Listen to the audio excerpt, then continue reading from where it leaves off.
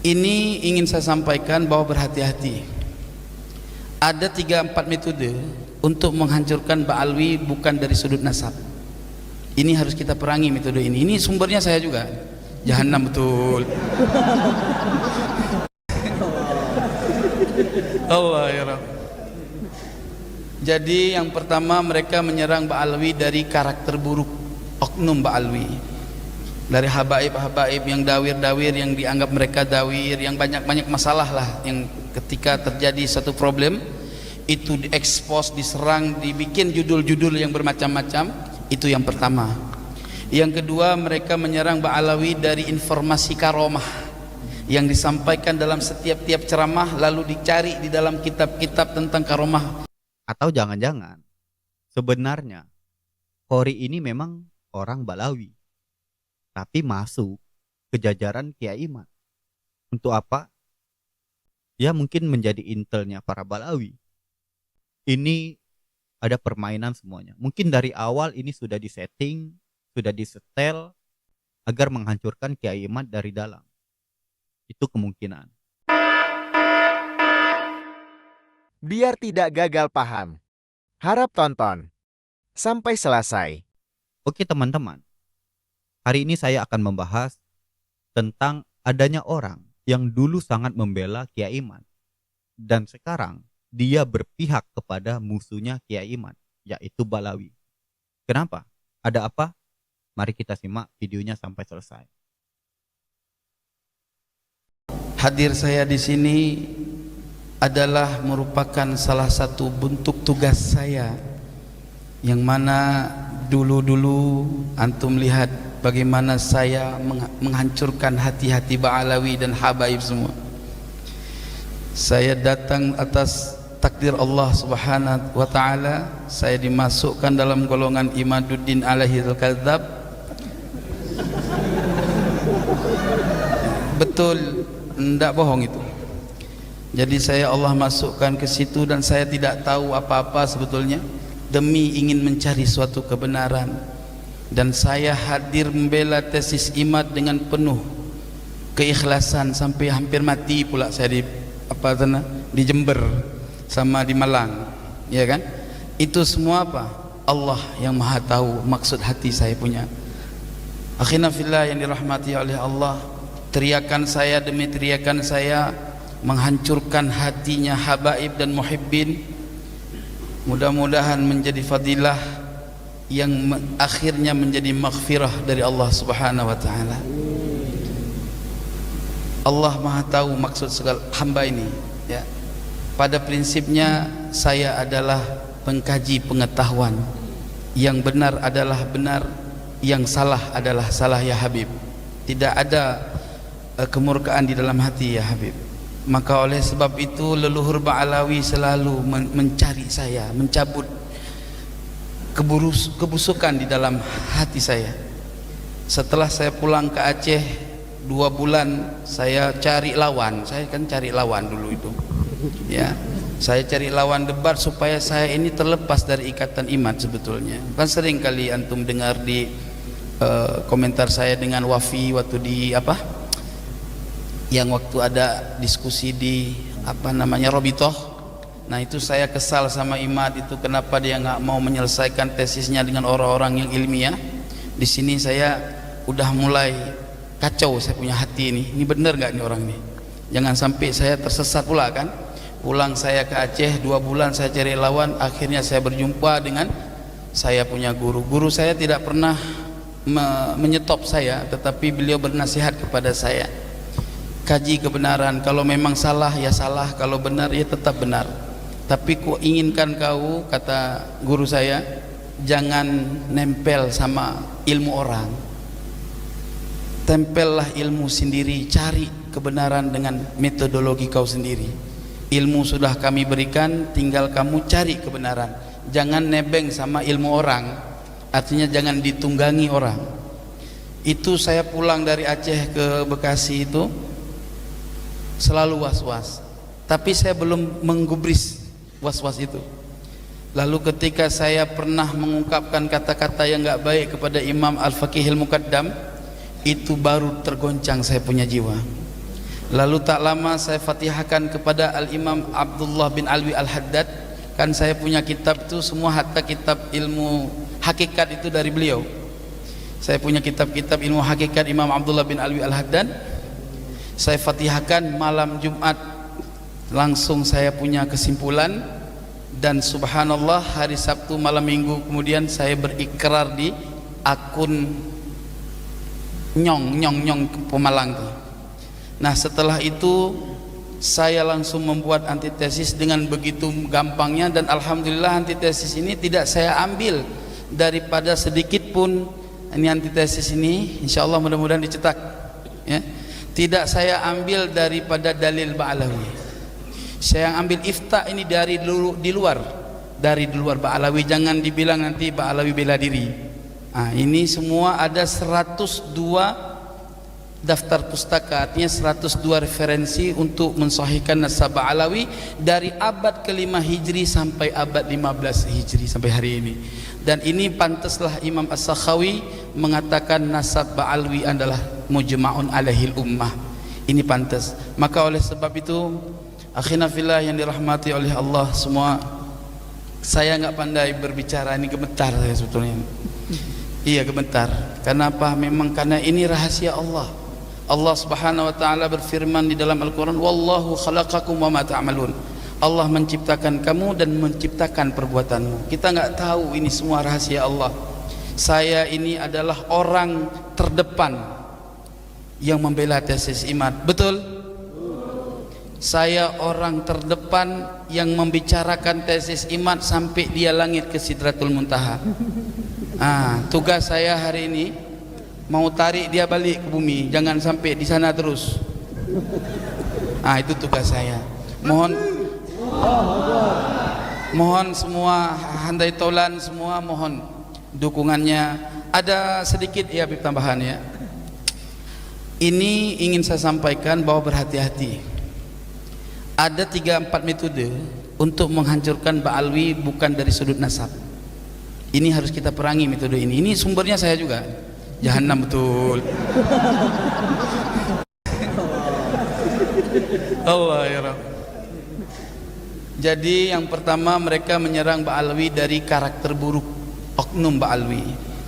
Dari habaib-habaib yang dawir-dawir, yang dianggap mereka dawir, yang banyak-banyak masalah lah, yang ketika terjadi satu problem itu diekspos, diserang, dibikin judul-judul yang bermacam-macam. Itu yang pertama. Yang kedua, mereka menyerang Ba'alawi dari informasi karomah yang disampaikan dalam setiap ceramah, lalu dicari di dalam kitab-kitab tentang karomah ulama-ulama Ba'alawi. Di situ mereka framing, karena tujuan mereka bukan untuk orang alim, wahai kiai. Tujuan mereka bagaimana pemahaman karomah ini di antara orang-orang awam yang enggak punya pengetahuan karomah itu terdoktrin, sehingga mereka mengatakan ini khurafat. Kalau sudah mereka bilang khurafat, maka mereka akan mengatakan leluhur Ba'alawi ini pendusta. Terus mereka akan mengatakan bahkan sampai kepada manzilah riddah. Na'udzubillah, sumarudzubillah. Yang keberapa? Yang ketiga, mereka akan mencari tahu mana-mana kuburan yang ramai, dan mereka lihat di situ kalau ada tulisan-tulisan Ba'alawi. Nah mereka akan ngeklaim itu makam palsu. Sampai hari ini belum terbukti secara virtual makam itu dilakukan oleh habaib. Kenapa? Ini metodologi yang harus kita cari tahu sedalamnya. Apa metodologinya? Mereka temukan makam-makam palsu, lalu mereka klaim itu dari Ba'alawi, tapi dihancurkan buktinya. Coba berpikir, kenapa mereka hancurkan buktinya? Kalau bukan ini adalah niat untuk fitnah. Lah saya langsung berlepas diri dari fitnah Masih Dajjal itu, karena saya ingat daripada hadis Nabi akhir zaman akan muncul Ruwaibidah. Apa Ruwaibidah? Orang yang berpakaian ulama, berbicara tentang agama, tapi mereka tidak pernah duduk untuk mujalasah dengan para alim ulama. Itu 4 itu yang harus kita lawan. Jangan biarkan fitnah ini. Maka saya katakan, para habaib ya, kami yang akan terdepan, antum duduk manis aja. Biar kami dengan ilmu yang akan melawan mereka. Saya sebagaimana dulu ketika saya membela tesis IMAT saya rela mati. Kenapa saya sekarang mau membela kebenaran Ba'alawi saya nggak rela mati? Bodoh saya. Allah ala Nabi Muhammad. Maka oleh sebab itu akhina fillah yang dirahmati oleh Allah, la takhaf wa la tahzan innallaha ma'ana. Ana sudah banyak yang ngancam sampai mau culik, mau bunuh. Tapi paling pantang mati saya takut. Mati tanam. Itu prinsip.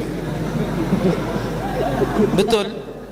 Habib Ali tahu saya bukan hari ini. Dulu kami sudah pernah mujalasah. Ya.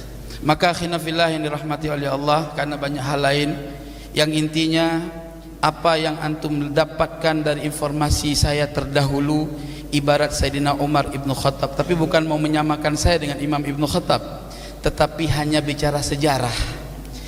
Bagaimana bencinya Sayyidina Umar Ibn Khattab kepada baginda Nabi Muhammad SAW, dan kemudian Allah balikkan hatinya untuk menjadi pencinta Nabi Muhammad SAW. Begitu juga semoga aku adalah golongan hamba Allah yang tadinya saya menjadi penentang, semoga-moga Allah tarik ini supaya menjadi jazm qat'iyan, menjadi hamba Allah yang benar-benar menentang kebatilan kaum Imadiyah. Kaum Imadiyah. Woi, Ba'alawi jahannam. Natap lo rungkan, lo liatin aja.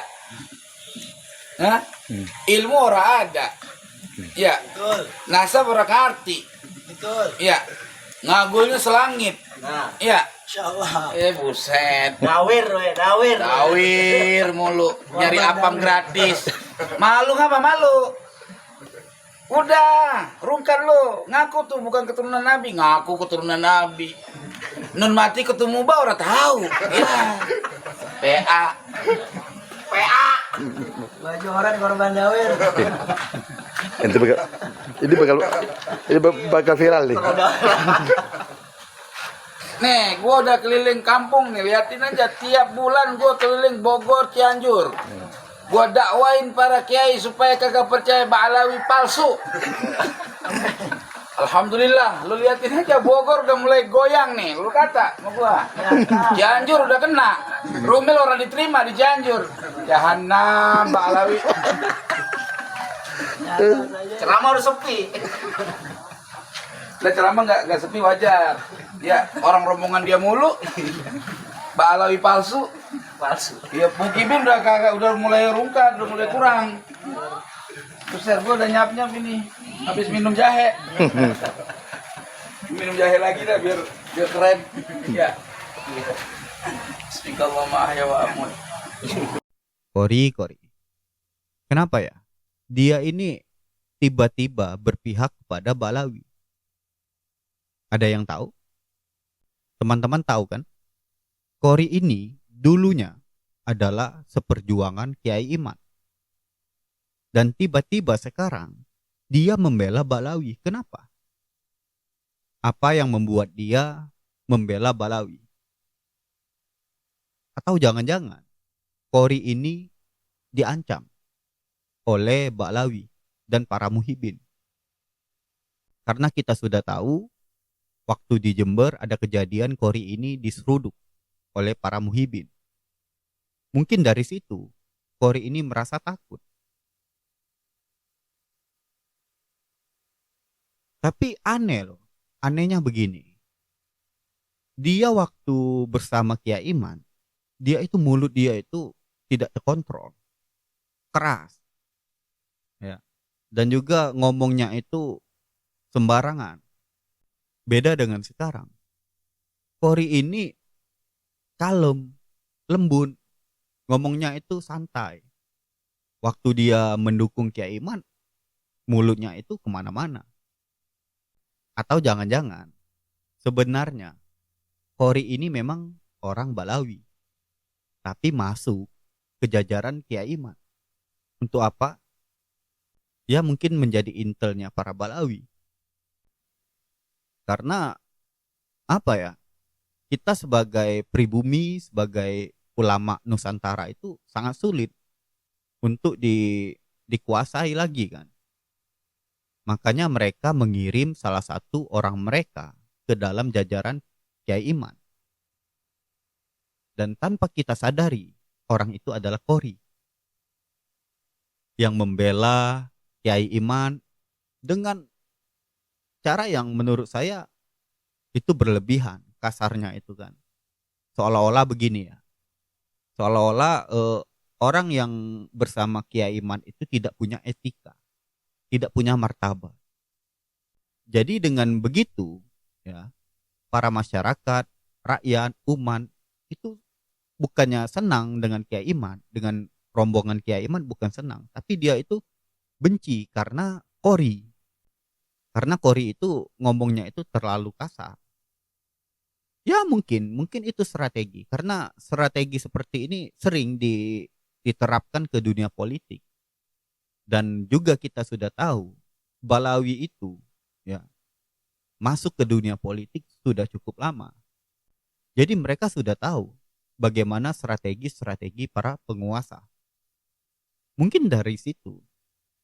Jadi mereka menerapkan itu kepada Qori untuk memata-matai Kiai Iman dan kelompok Kiai Iman.